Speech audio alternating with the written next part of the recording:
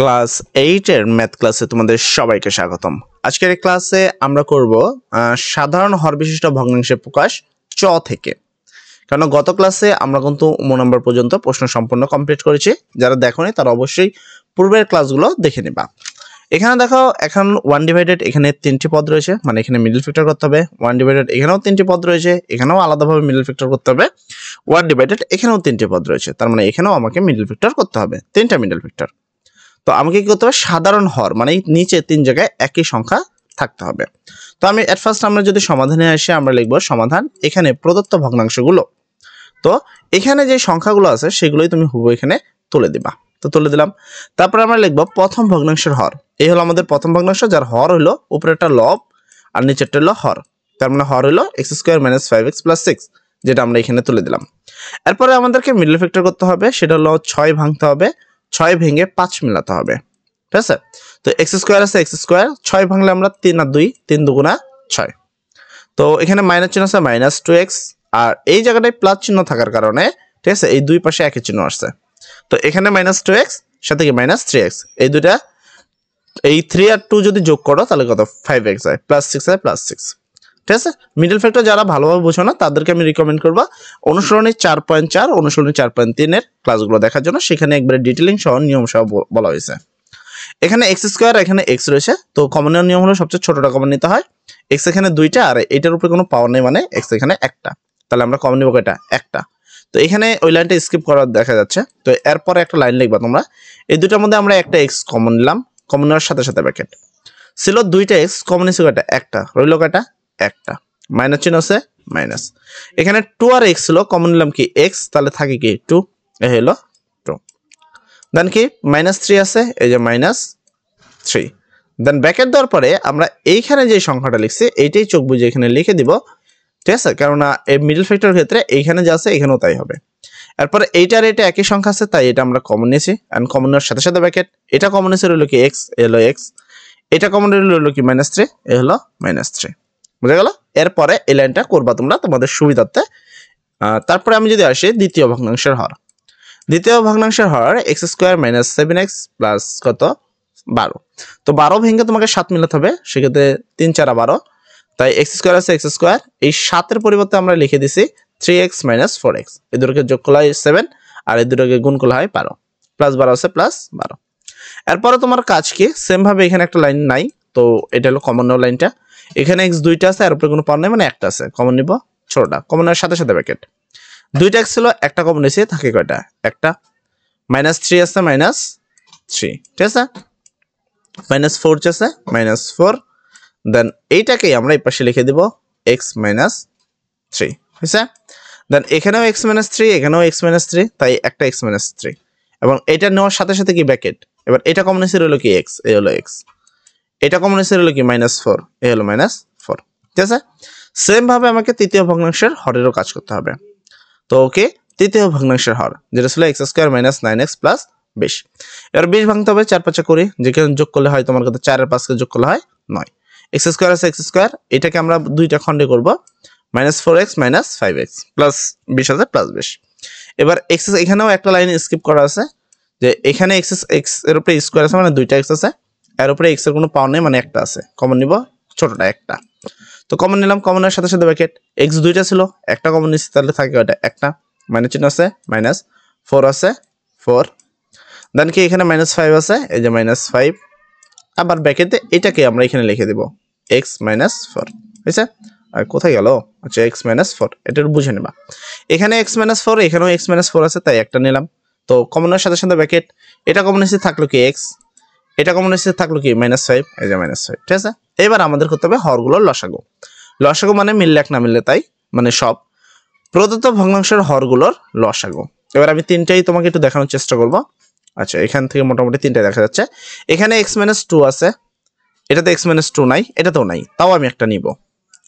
তারপরে এটাতে x - 3 আছে, এটাতেও x - 3 আছে, এটাতে নাই, দুইটা মিল আছে, দুইটা মিল আমরা একটা নিব, তাহলে এটা আমাদের কমপ্লিট, এখানে তার কিছু বাদ নাই।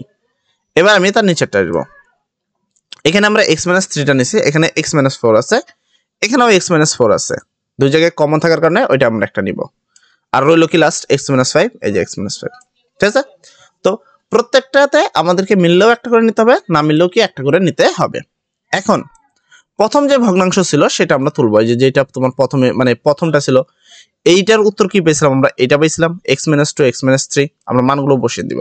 ঠিক আছে, প্রথম ভগ্নাংশ হলো 1 আর এটা মান বসানোর পর হয়েছে x-2 * x-3। এটা কিন্তু আগে ছিল না, মান বসানোর পরে এটা হয়েছে। ঠিক আছে, কারণ এইটার মান যেই প্রথম ভগ্নাংশের হয় সেটার মানটাই ছিল এটা। সেম ভাবে দ্বিতীয় ভগ্নাংশের কি, এবার আমাদের লসাগু কি? লসাগু হলো x-3 x-2 মানে 2 3 4 5 সবগুলো থাকতে হবে। তার মধ্যে আমার কাছে 2 আর 3 আছে, তাহলে কি 4 আর 5 নাই, তাই উভয় পক্ষকে 4 আর 5 দ্বারা গুণ করে। এই যে 1 আছে, এই যে 1, এই যে নিচে 2টা আছে, এই যে নিচে সেই 2টা, এবং উভয় পক্ষকে যে দুটো মিসিং x-4 x-5 সেটা দ্বারা গুণ করে।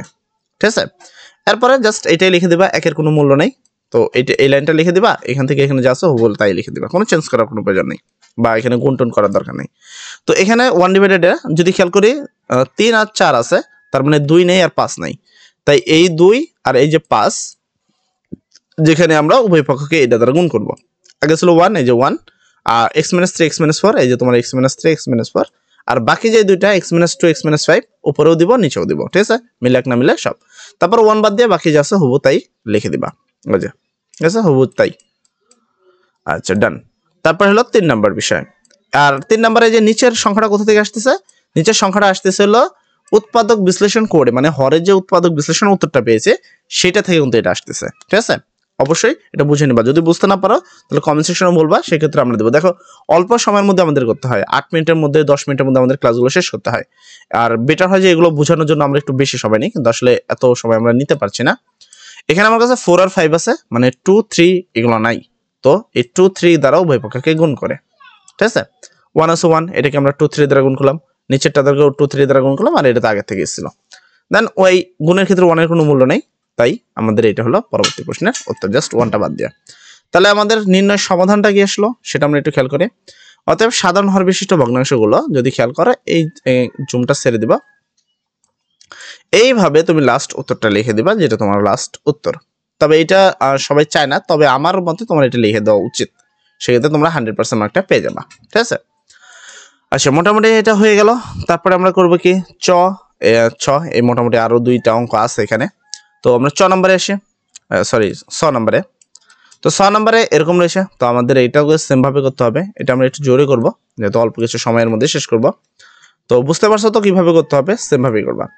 এখানে প্রদত্ত ভগ্নাংশগুলো যা আছে তাই তুলবো। এবার নিচে মিললে এক না মিলে সব। যদি খেয়াল করি, প্রদত্ত ভগ্নাংশগুলো হরগুলোর লসাগু, মানে এখানে a স্কয়ার আছে, এখানে আছে, দুইটা মিলে একটা, দুইটা b স্কয়ার মিলে একটা b স্কয়ার, দুইটা c স্কয়ার মিলে একটা c স্কয়ার। এবার যদি খেয়াল করি নিচে a স্কয়ার b স্কয়ার আছে, কিন্তু আমার কাছে হইতে হবে a square b square c square, মানে c স্কয়ার মিসিং, তাই উভয় পক্ষকে c স্কয়ার দ্বারা গুণ করে উপরে যাচ্ছে, তাই এটাকে সাজিয়ে লিখলে a square b square c square. তারপর সেম ভাবে দ্বিতীয়টা যদি দেখি b স্কয়ার c স্কয়ার আছে, এখানে a মিসিং, তাই উভয় পক্ষকে a স্কয়ার দ্বারা গুণ করে, এন্ড বাকি যা আছে হুবহু তাই লিখে দিছি। আর এখানে উপরে যা আছে এটাই লিখবা, আর এটাকে সাজিয়ে তো লেখাই আছে অলরেডি। তারপর আমরা সেম ভাবে নিচেরটাও করব। যদি নিচেরটা করি, নিচে c স্কয়ার a স্কয়ার এর মধ্যে b স্কয়ার মিসিং, তাই উভয় পক্ষকে b স্কয়ার দ্বারা গুণ করে, তাহলে c - a আছে আর নিচে যা আছে তাই। তো এটা যদি যা আছে তাই লিখবো, আর এটাকে সাজিয়ে লিখবো a square - a square b square c square. সাধারণ হর বিশিষ্ট ভগ্নাংশগুলো তাহলে আমাদের কি আসলো, প্রথমটা আমরা এইটা পেয়েছি, 2 নম্বর আমরা এইটা পেয়েছি, 3 নম্বর এইটা। এই হলো আমাদের 3টা প্রশ্নের উত্তর। এরপর হলো বর্গীয় জ নম্বর প্রশ্ন। এখানেও মিললে এক না মিললে সব নিব আমরা, তো জাস্ট করে দিচ্ছে। তারপর যদি বুঝতে কোনো প্রবলেম হয় অবশ্যই আমাদের বলবা, সেক্ষেত্রে আমরা তোমাদের দেখে দেব। এখানে প্রদত্ত ভগ্নাংশগুলো হলো এগুলো, তো আমরা এগুলো লিখে নিব। লেখার পর কি, প্রদত্ত ভগ্নাংশের হরগুলো লসাগু x - এটা, মানে প্রত্যেকটা একবার করে নিয়ে নিছি, 3টাই নিয়ে নিছি। ঠিক আছে, এবার যদি আমি খেয়াল করি নিচে 3টার জায়গায় একটা ছিল। ঠিক আছে, তো yz আর zx টা এখানে নাই, এই yz আর zx দ্বারা উভয় পক্ষকে গুণ করে। ঠিক আছে, তাহলে উপরে যা আছে আর নিচে যা আছে তাই। এরপর আমরা সেম ভাবে করব।